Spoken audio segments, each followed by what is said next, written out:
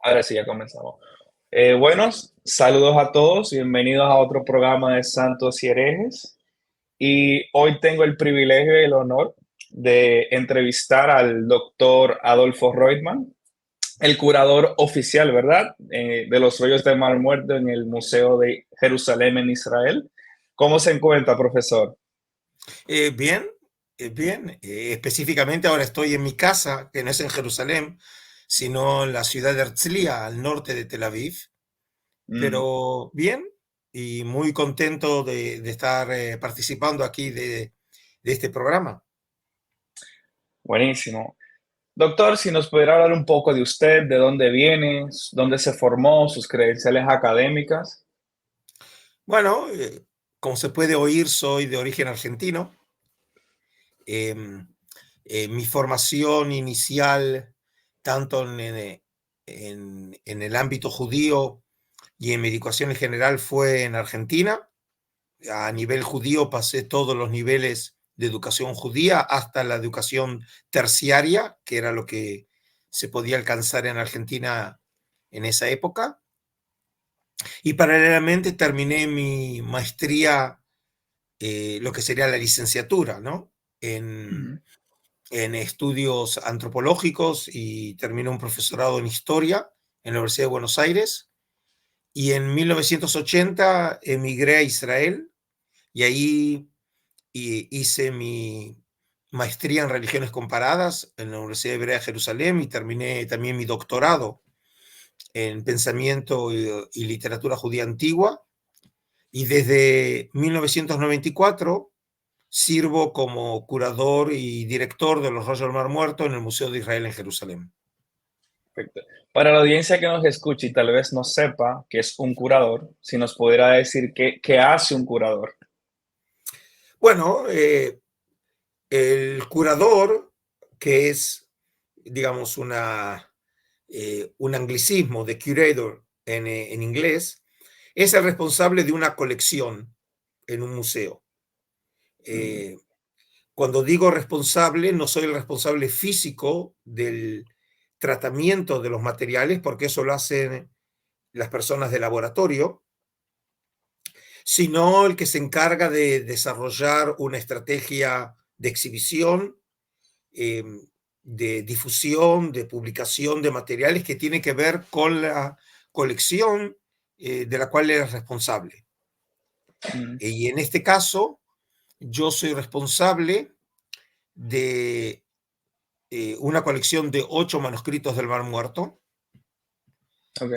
7 que fueron hallados en 1947 en la cueva número 1, próximo a un lugar llamado Qumran, en el norte del Mar Muerto, y un octavo rollo de la cueva número 11, que eh, viéndolo en conjunto, estos 8 rollos representan un 25% de todos los rollos del Mar Muerto en el mundo, y Ujú. los que tengo bajo mi custodia son los mejor preservados, los más completos y probablemente los más importantes rollos encontrados. Y así que en ese Entonces, sentido, como curator, tengo que exhibirlos, enseñar sobre ellos, disertar sobre ellos, investigar sobre ellos. Y veo también actividades como esta, la posibilidad de conversar contigo y con tu público, parte de mi trabajo curatorial. perfecto. Entonces, si vamos al Museo de Jerusalén y vemos el rollo de Isaías que le da que está en este cilindro, fue usted, ¿verdad? Claro, entre los rollos que nosotros tenemos la mayor joya cultural, espiritual que tiene el pueblo israelí en el mundo, que es una versión completa del libro de Isaías, el gran profeta de Israel. Ujú. Específicamente tenemos el segundo rollo más extenso de todos los hallados en Qumran, tiene 7 metros 34 centímetros, y esa pieza, ese manuscrito escrito en cuero de animal, ¿no? En pergamino, contiene los 66 capítulos de Isaías en su orden masorético, en una versión textual próxima, pero no idéntica a la versión que tenemos nosotros, que es la versión masorética. Ujú. y es el único manuscrito bíblico completo de una obra de la Biblia hebrea hallado en Qumrán. Está datado para el último tercio del siglo segundo ante nuestra era, algo así como el 120-100 ante nuestra era, y Sería antes de Cristo para nosotros lo que antes, vivimos en países antes de cristianos. Cristo, y en ese sentido, obviamente, como dije, es la mayor, el mayor tesoro espiritual que tiene el Ujú. pueblo judío en el mundo, que está en el santuario del libro en Jerusalén. Sí. Vi que habló un poquito de Qumran y los rollos del Mar Muerto para los que quizá no estén tan familiarizados. ¿Qué son los rollos del Mar Muerto? ¿Qué es las cuevas de Qumran? Una breve explicación de lo que son y su importancia, claro está, como usted mencionaba. Bueno, las cuevas de Qumrán son eh, cuevas próximas a este grupo de edificios, eh, eh, como dije, localizados en la costa noroccidental del Mar Muerto, a unos 40 kilómetros más o menos al este de Jerusalén. Y entre 1947 y 1956, en 11 cuevas próximas a estos edificios, se encontraron en total aproximadamente unos 25.000 fragmentos de manuscritos.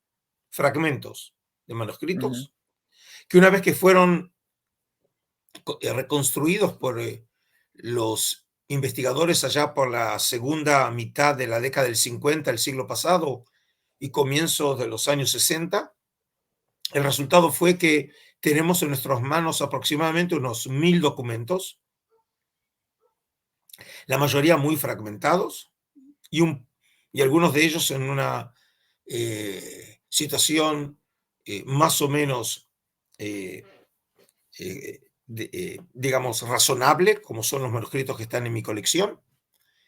Y, digamos, para sintetizar, el resultado es que de esos 1.000, un cuarto de esos manuscritos son los testimonios físicos de la Biblia hebrea más antiguos del mundo.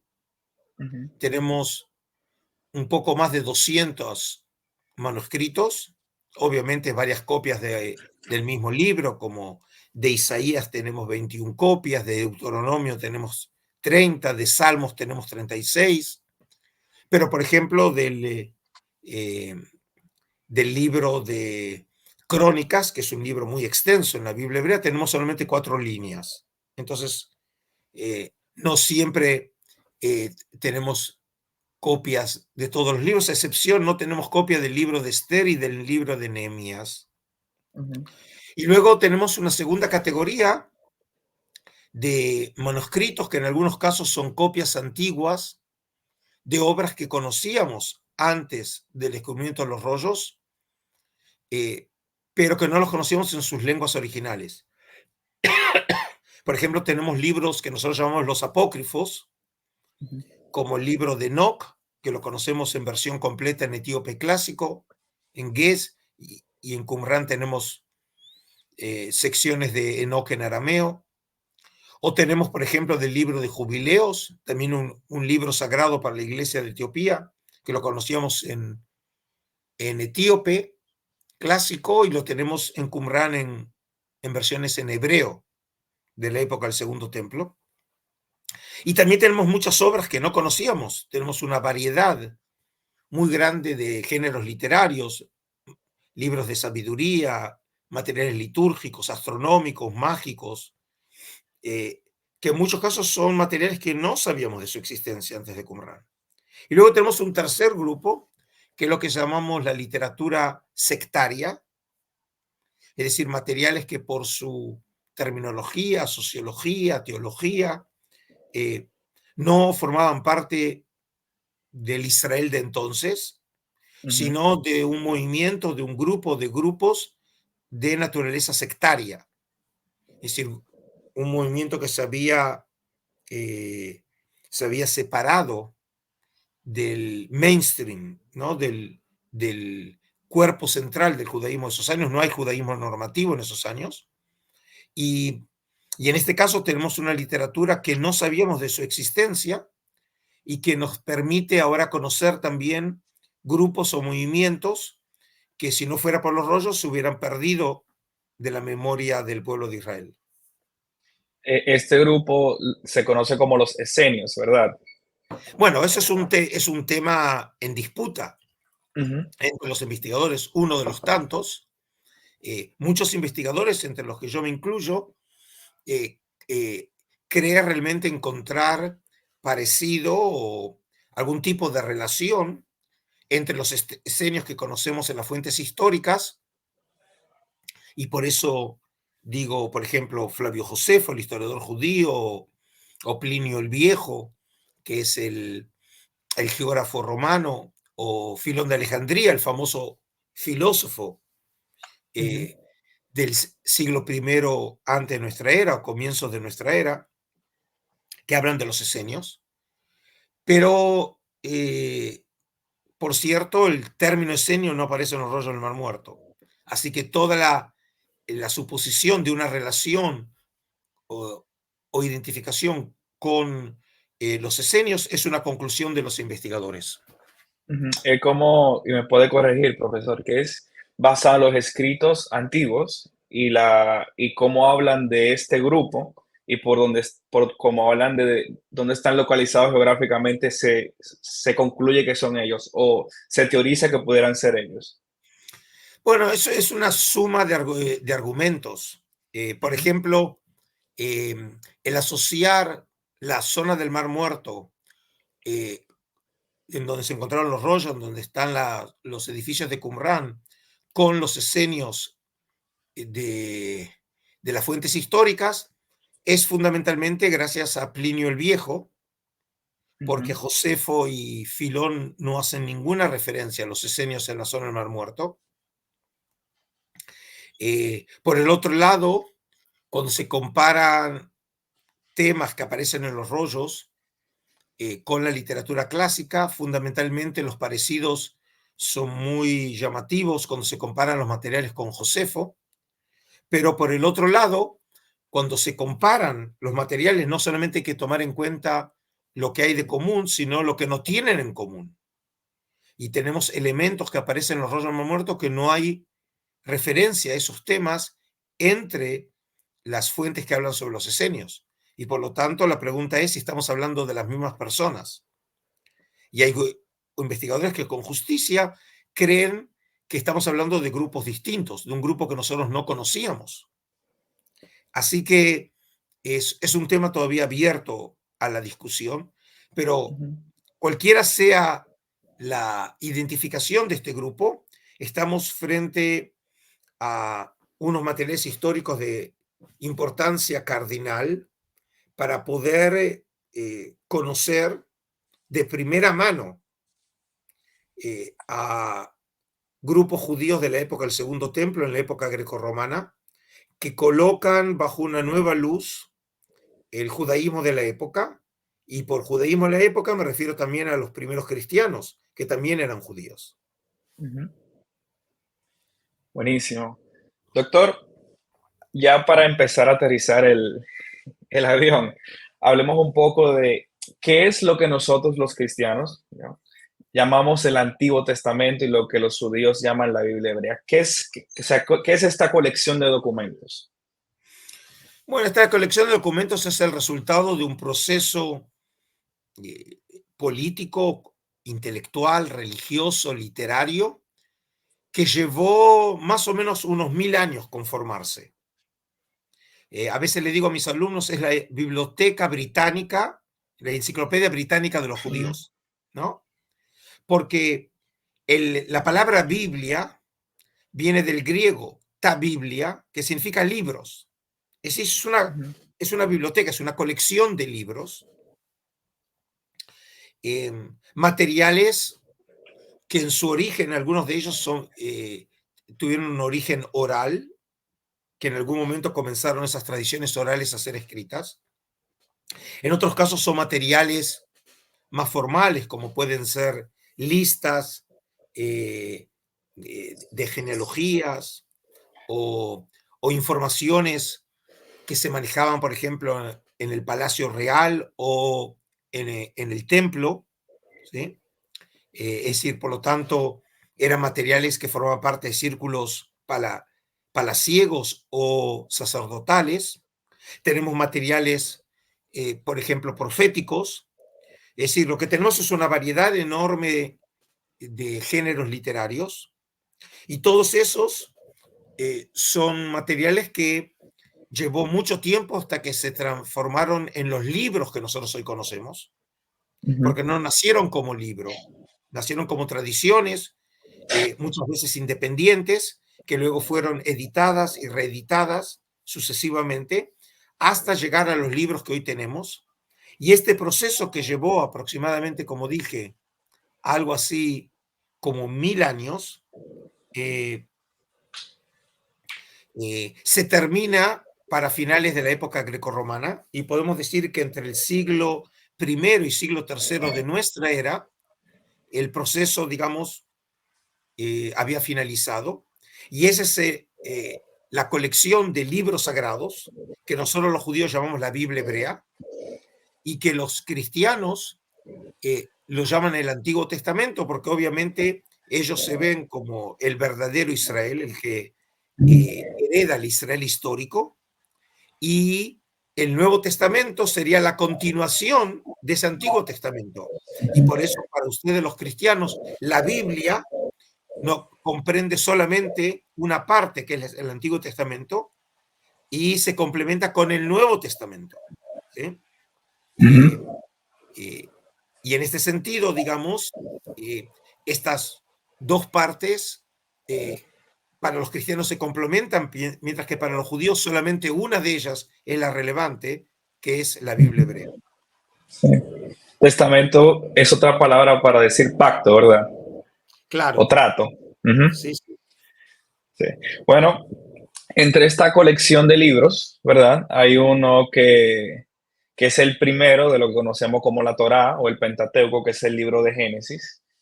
Y este libro es muy interesante porque causa mucho revuelo sobre la parte científica del origen del mundo y muchos apologistas lo quieren usar como para defender el creacionismo actual.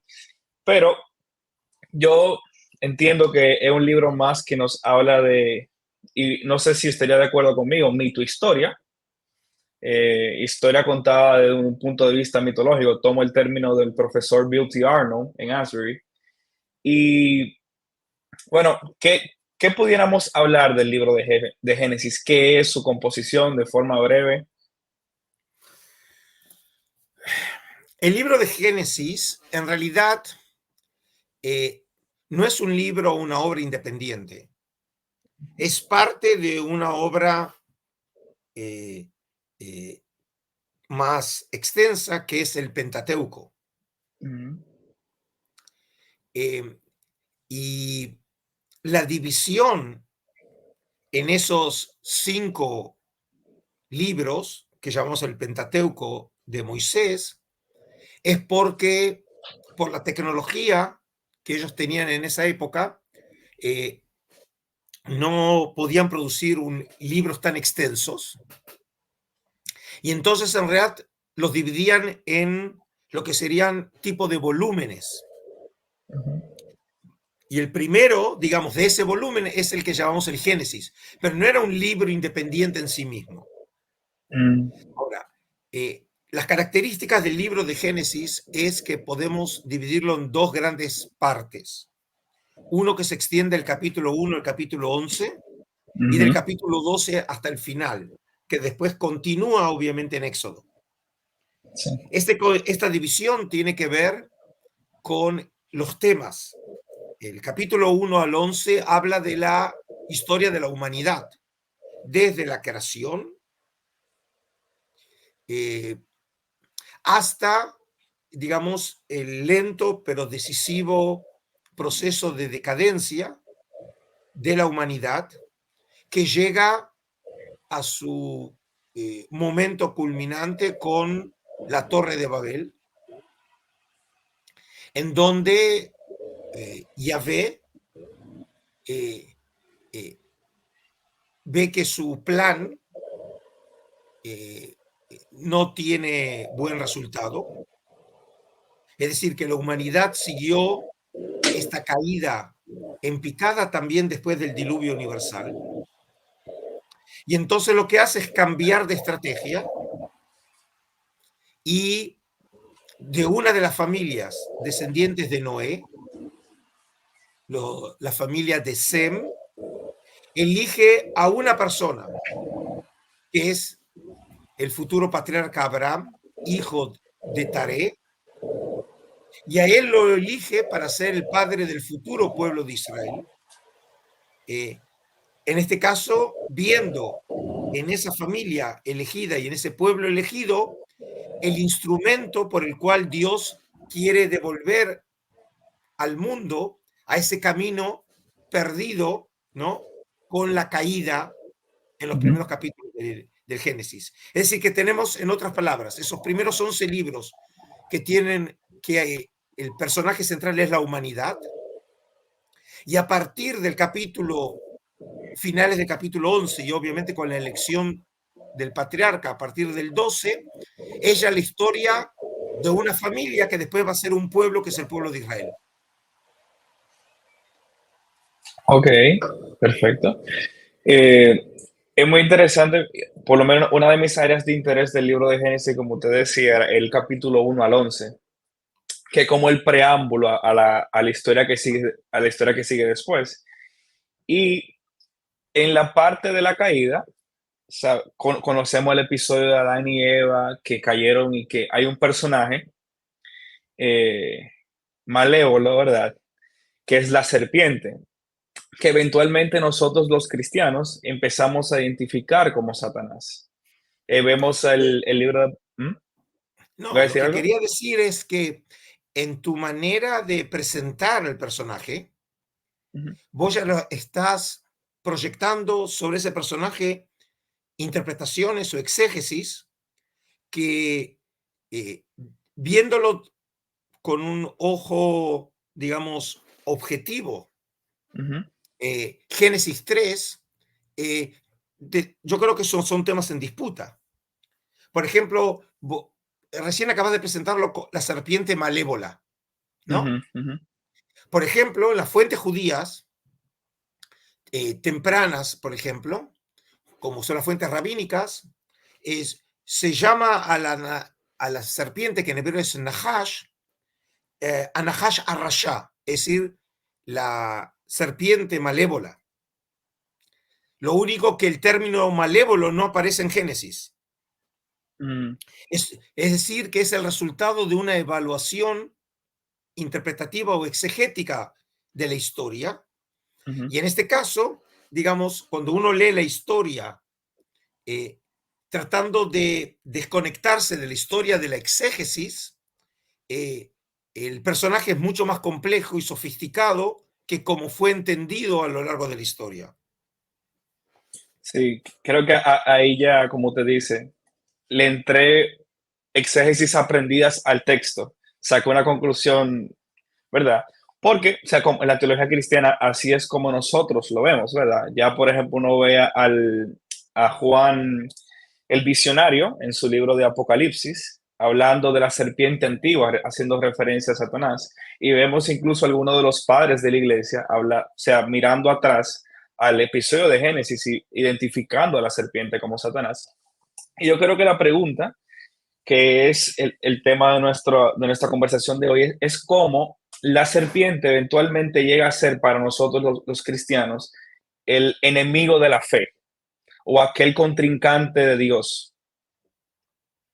Bueno, no hay ninguna duda que el personaje más enigmático del relato del paraíso es la serpiente. Un personaje que no aparece antes del capítulo 3, versículo 1, en donde se lo presenta por primera vez. Ujú, Eh, y, y, es interesante porque cuando el Pentateuco presenta a la serpiente, hace algo que generalmente en la narrativa bíblica sucede muy de vez en cuando, que califica al personaje con un adjetivo. Y ujú, cuando lo presenta por primera vez, el texto bíblico dice, la serpiente era, y ahora viene la palabra, Arum, Mikol Hayat Hasadeh, que se acostumbra a traducirlo como astuta, ¿no? Ujú. Dando a entender ya con esta palabra que en realidad es el personaje malévolo de la historia, que con su astucia, con su perfidia, es el que finalmente conduce a los hombres, empezando por la mujer, ¿sí? Que es Eva, y luego Adán al pecado. Sin embargo, es interesante que ya los exégetes antiguos no se ponían de acuerdo cómo había que entender el término Arum, porque la manera de entenderlo ya implica, de alguna manera, calificar el personaje. Hay traducciones, por ejemplo, que lo ven realmente como un término negativo. La raíz de la palabra Arum la conocemos en hebreo en la palabra Ormá, y Ormá significa justamente es el uso de la inteligencia para el mal.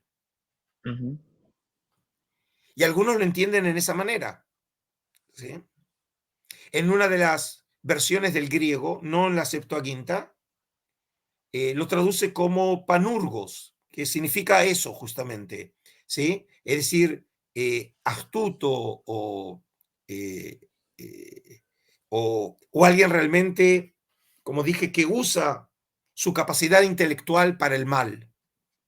Pero, por ejemplo, la Septuaginta, que es la traducción más antigua que tenemos de las escrituras a alguna lengua, que es al griego, hecha por los Ujú. judíos en Alejandría en el siglo III ante nuestra era, lo traduce por el término fronimótatos. Fronimo significa capacidad intelectual en griego, y el texto lo que dice que era el más sabio de todos los animales. En el sentido positivo, fronimos es un término positivo. En Ok. la Biblia hebrea también tenemos el mismo fenómeno. Arum, en el libro de Proverbios, siempre tiene un sentido positivo, no negativo. Es decir, es el uso de la palabra orma, que también puede significar simplemente sabiduría o inteligencia en un sentido positivo. Es decir, que ya los antiguos no sabían bien cómo entender ese término, porque Ujú. tampoco queda claro en la historia hasta dónde es malévola la serpiente. Ok. Eh, eh, y como bien dijiste, nosotros, yo en mi caso como judío y vos como cristiano, somos el resultado de miles de años de exégesis. Sí. Y por eso nos cuesta ver la historia de una manera descarnada, objetiva. Porque para nosotros todos entendemos que la serpiente es la mala de la historia. Pero en Génesis no queda claro Ujú. hasta dónde es el malo de la historia. Porque hay que entender que toda la historia gira en derredor del fruto prohibido, Sí. que es el fruto del conocimiento del bien y del mal.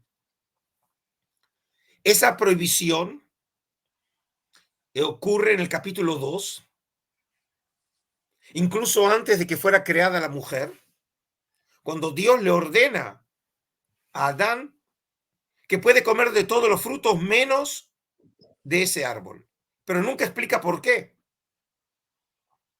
Es decir, que pueden comer del árbol de la vida, pero no pueden comer del árbol del bien y del mal. Y la pregunta es, ¿por qué?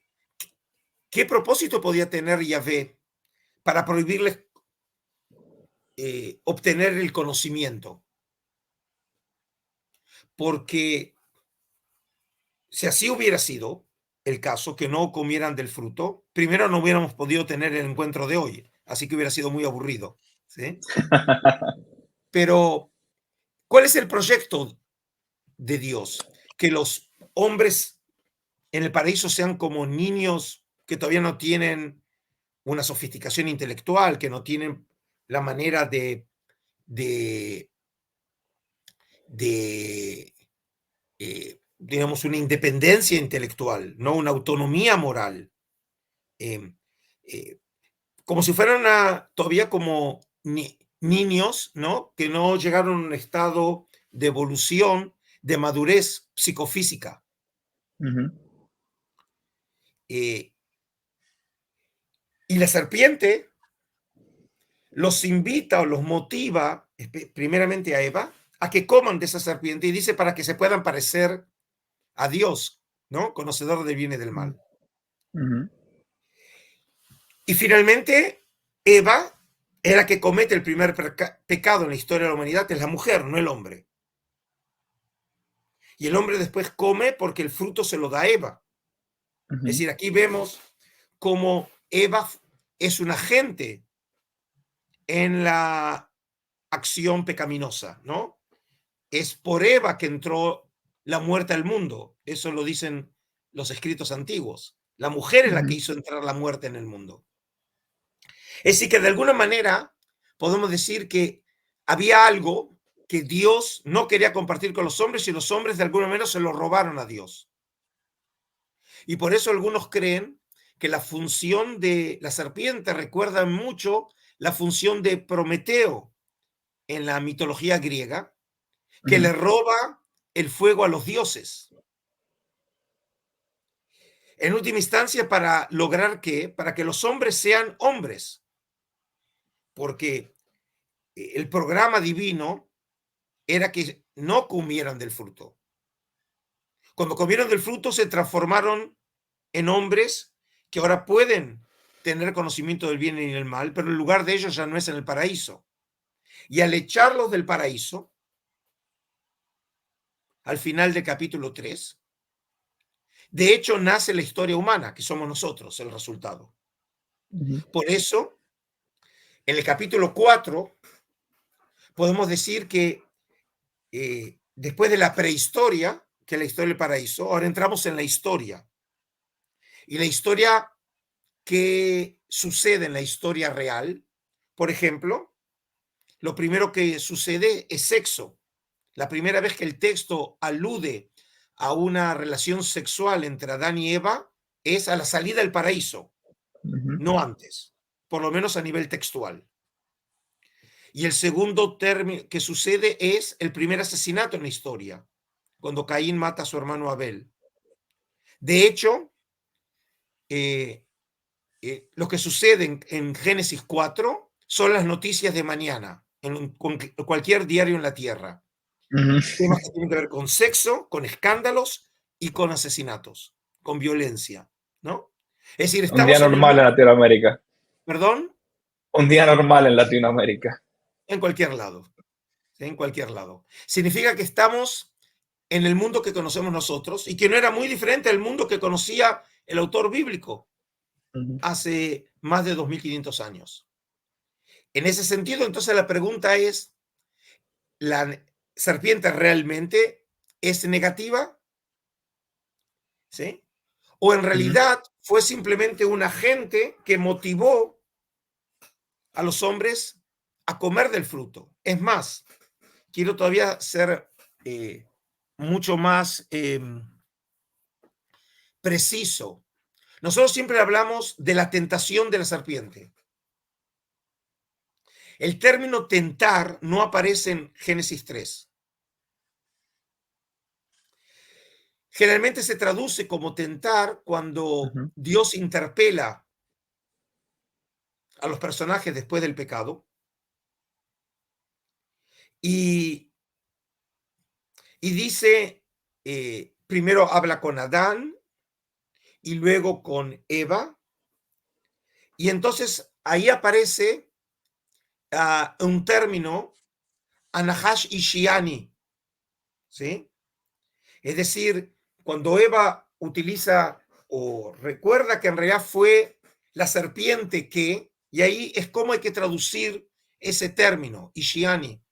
Muchas veces se lo traduce como el término tentar. Aquí tengo precisamente en la traducción del, eh, de la Biblia de Jerusalén, ¿sí? Ujú. Y entonces, por ejemplo, en la Biblia de Jerusalén dice, la traducción, la serpiente me sedujo. La traducción seducir no es la traducción apropiada de ese término. Donde Ok. aparece el término seducir para la acción de la serpiente, aparece en el Nuevo Testamento, con el término en griego apatao, que significa justamente eso, seducir.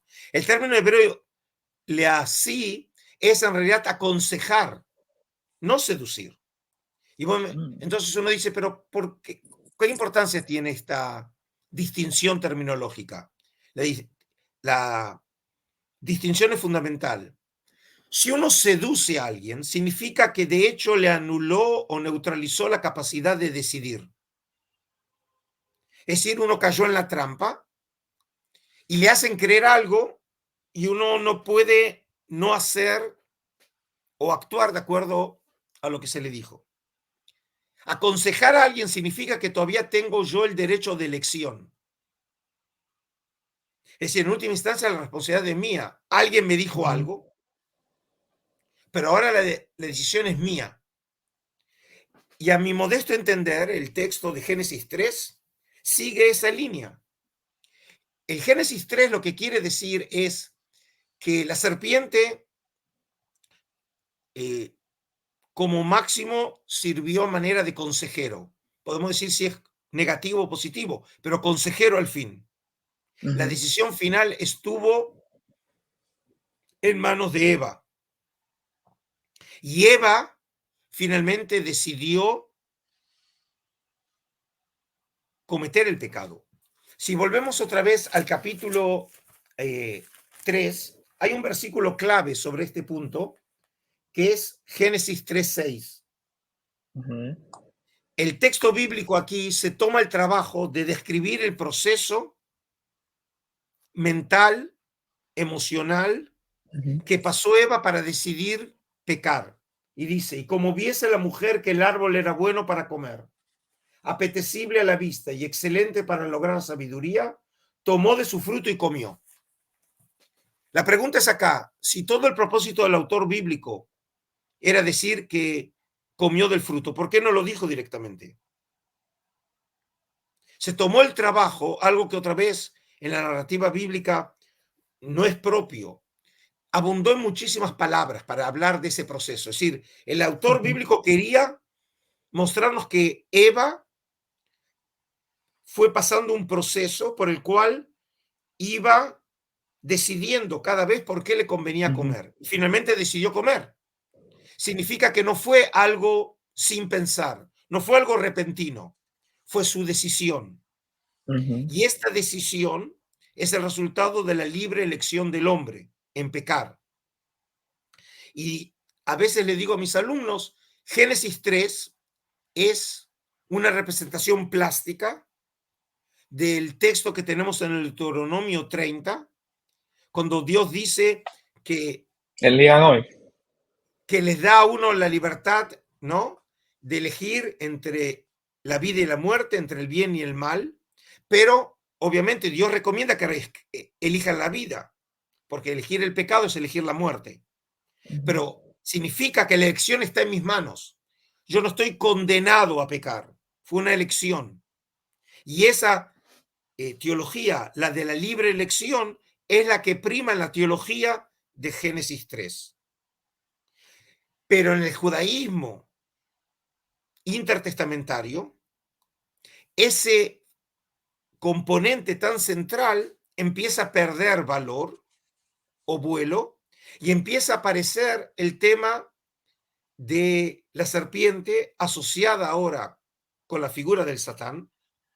Ujú.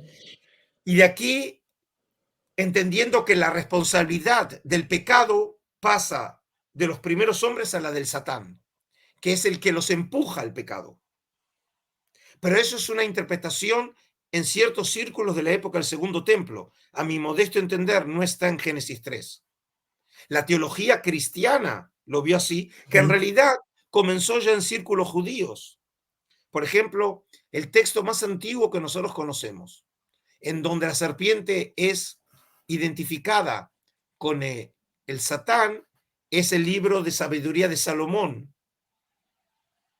que es uno de los apócrifos, Ujú, probablemente escrito en Alejandría, ya por el siglo I antes de nuestra era, y ahí sí empieza a aparecer la identificación de la serpiente con el Satán.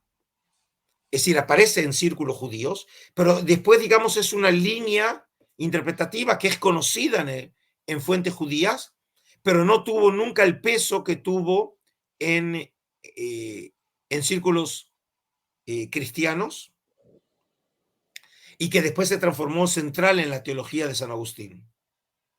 ujú. El gran padre de la iglesia.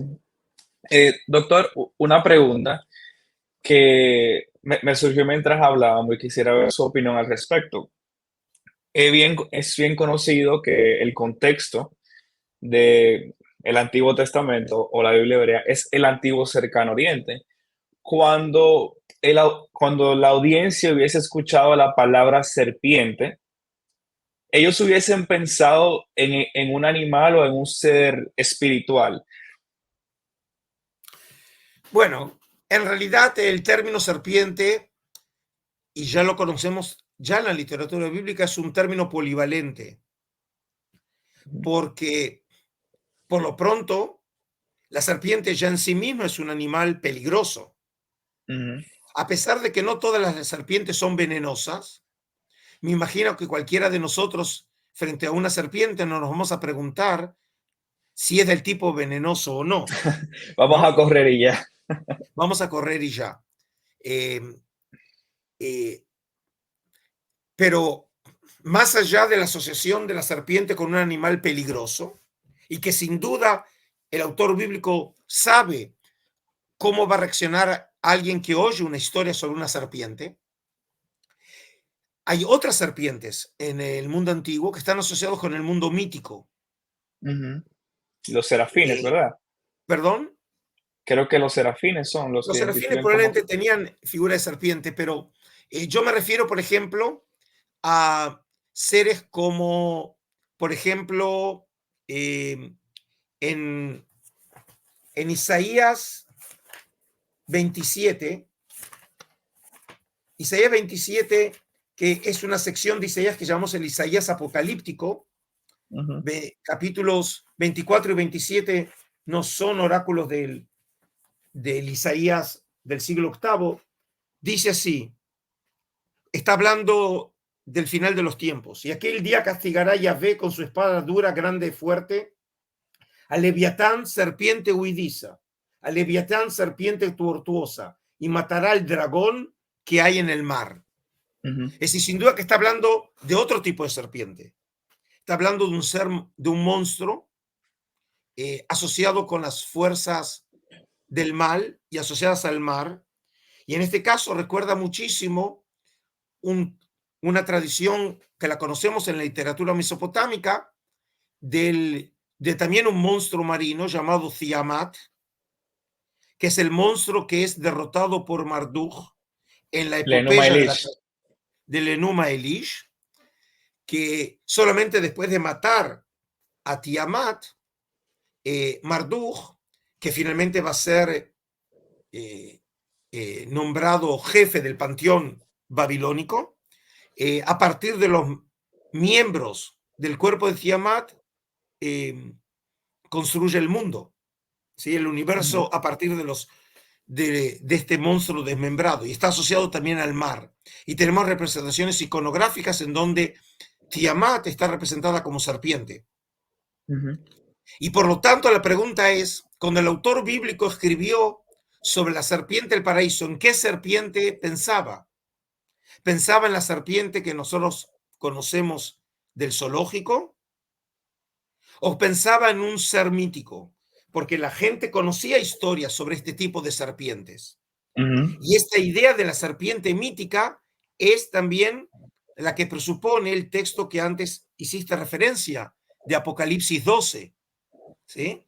Cuando está asociada precisamente la figura de la serpiente antigua, ¿sí?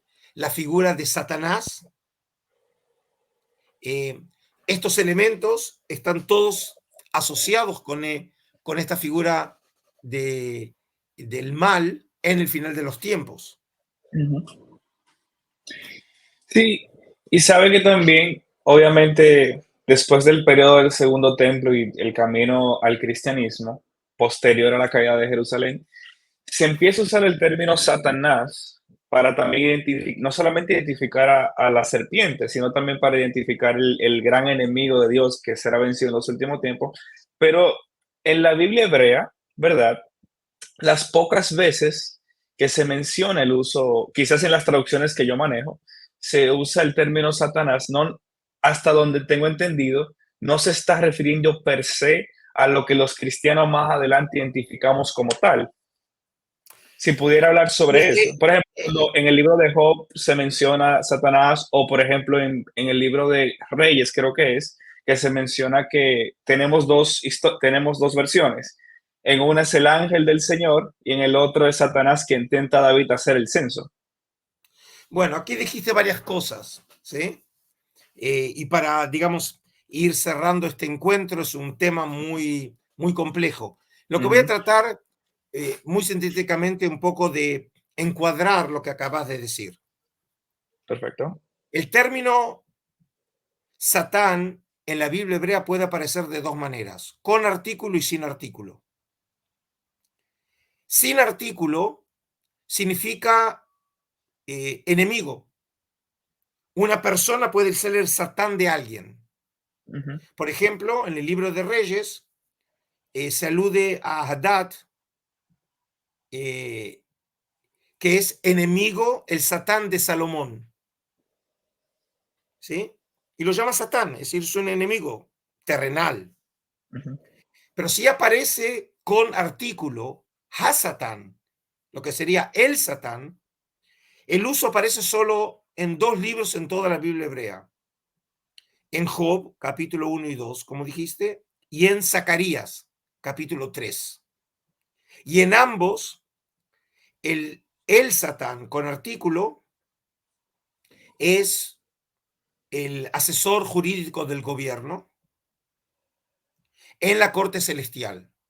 ujú, En Zacarías 3 es el que acusa por algún tipo de pecado o pecados que nosotros no sabemos cuál es su contenido, a Josué, hijo de Yotzadá, que es el sumo sacerdote. Y en Job, digamos, es el que le pone en duda a, a Yahvé que realmente Job sea tan justo como él pretende. Pero lo que queda claro que el Satán con el artículo en la Biblia hebrea no es el Satanás, no es Satanás, como nosotros lo conocemos. Ese ujú, Satanás no existe en la Biblia hebrea, va a existir en el judaísmo del segundo templo. Es una ujú, metamorfosis que sufre este personaje. Luego, en tu pregunta, hablaste de otra cosa, y hiciste referencia a un texto que tiene dos versiones. Una es no Reyes, como dijiste equivocadamente, sino 2 Samuel 24, que habla que Dios incitó a David a cometer el pecado, y el pecado es llevar a cabo un censo. Y ese mismo texto, en donde aparece Dios incitando al pecado, en la versión de Crónicas, 1 Crónicas 21, en vez de la palabra Yahvé, aparece el nombre Satán. Y por eso es muy común en las traducciones decir Satanás es el que incitó a David. Y en este caso se ve a este texto como un texto muy importante en la historia del pensamiento eh, religioso de Israel, diciendo este es el punto en donde vemos que hay un intento de reemplazar a Yahvé por Satanás como motivador o provocador de pecado. Sin embargo, en 1 Crónicas no aparece el artículo Hasatán, aparece solo la palabra Satán. Y en este caso, una muy importante investigadora israelí, la profesora Sara Yafet, hoy emérita en la Universidad Hebrea de Jerusalén, en su libro muy importante sobre el libro de Crónicas, dice con justicia que probablemente el texto en su intención original no haya sido hablar de un ser celestial, sino de un enemigo humano que le aconsejó mal a David, pero en última instancia es humano. No es Yahvé el que lo motivó, sino un humano, un enemigo que lo llevó al pecado, pero el texto no parecería implicarlo como fue entendido tradicionalmente, que es Satanás.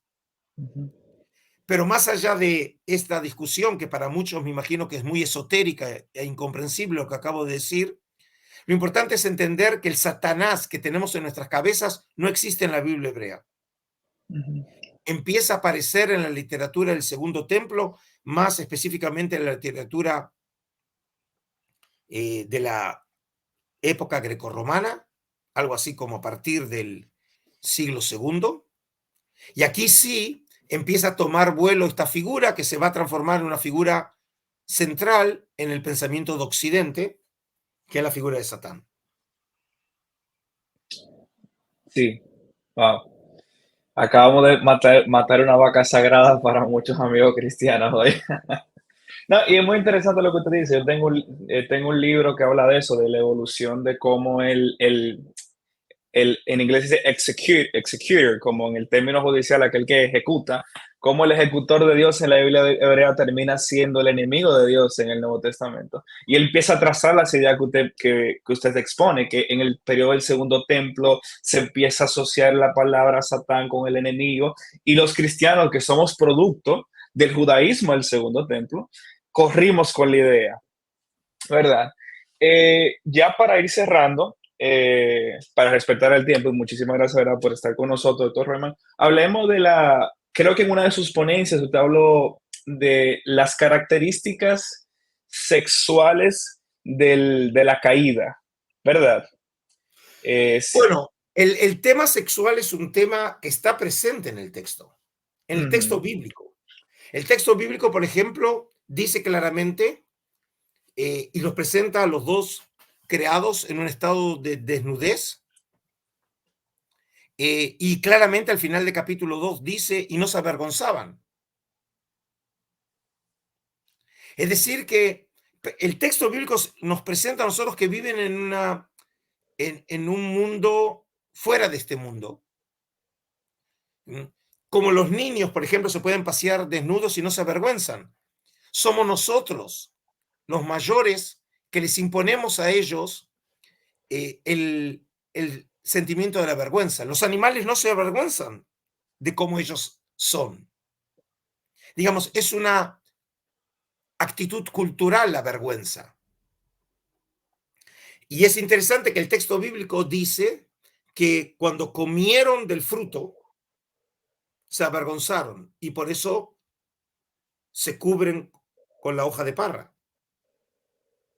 Es decir, que podemos decir, en términos más sofisticados, que el haber consumido el fruto eh, los transformó, si se quiere, mágicamente en maduros de un punto de vista psicosexual.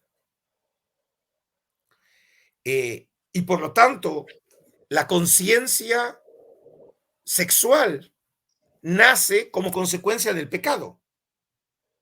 Por eso es interesante que el término, el árbol del conocimiento, Etz Adat en hebreo. Dat es conocimiento, pero es interesante que cuando dije al ser expulsados del paraíso, por primera vez tienen relaciones sexuales, Adán y Eva, el término dice Vadam Yada et Javá, es decir, Adán se acostó o copuló con Eva, y el término es Yadá, que es el mismo término. Es decir, saber es también conocer sexualmente.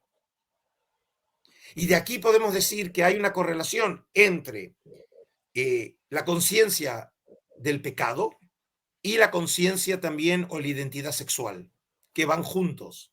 Por eso, por ejemplo, un tema de discusión en la teología medieval era si antes del pecado habían tenido relaciones sexuales Adán y Eva. En la literatura judía se dice expresamente que sí, que mantuvieron la actividad sexual antes de la expulsión del paraíso, mientras que los cristianos imaginaban el mundo del paraíso como un mundo asexuado. Esto tiene que ver también cómo imaginaban los cristianos la vida de los ascetas o la vida monástica, que de alguna manera es el intento de volver a una condición paradisíaca. Y por lo tanto, en esta vida no existe tampoco actividad sexual. Una idea de volver al Edén, de cierta forma, ¿verdad? Ok. Bueno, sí. Doctor, ¿algo más que quisiera agregar antes de que terminemos nuestro tiempo? No, digamos, te agradezco haberme dado la oportunidad de compartir este tipo de temas que obviamente son fascinantes, ¿no? Sí, Y todo lo que uno le dedique siempre, la sensación es que siempre estamos recién empezando a arañar en algo la profundidad de estos textos, que sí, obviamente en cuanto a extensión son muy breves, pero pueden llenar bibliotecas enteras, ¿sí?